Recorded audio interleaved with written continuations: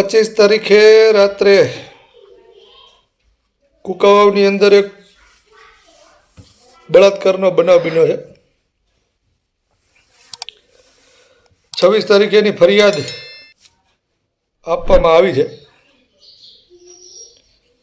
એટલે આ જે કાંઈ બનાવ બન્યો છે, બનાવની અંદર કોઈ આગેવાનો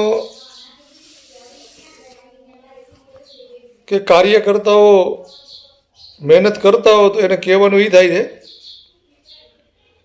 કે ફરિયાદી અને ફરિયાદીની સાથે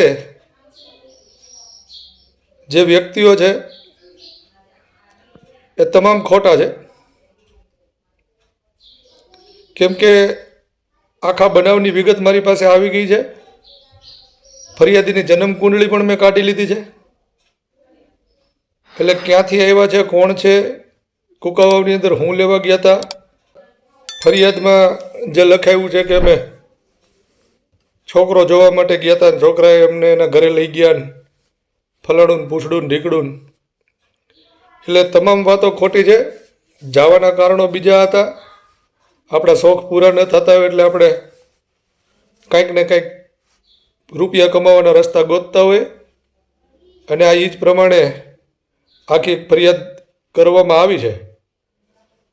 એટલે મહેરબાની કરી અને આગેવાનો અને કાર્યકર્તાઓને કહેવાનું કે ખોટી રીતે આ ફરિયાદીની વાતોમાં આવી અને પોલીસ કે સામેવાળા જે કાંઈ વ્યક્તિઓ છે એની વિરુદ્ધમાં જાતા પહેલાં વિચારજો. કેમ કે આ બધાની જન્મ કુંડળી હું કાઢીને બેઠો છું. અત્યારે ખાલી શોર્ટમાં આટલી વાત કરું છું, પછી વિગતવાર કહીશ ક્યાંથી આવ્યા, ક્યાં ગયા, શું થયું, કેમ થયું. આપણને કંઈ કોઈના બાપની બીક લાગતી નથી, અને આપણા હોય તો એનો મતલબ એવો નથી કે ખોટા છે તો એને ખંભે લઈને હાલવા. એ સમાજ ના હોય કે સમાજ બહાર ના હોય, ખોટા હોય છે એને ખોટા કહેશું. એટલે આ જે કાંઈ ફરિયાદ કરવામાં આવી છે એની અંદરના તથ્યો કંઈક બીજા જ છે.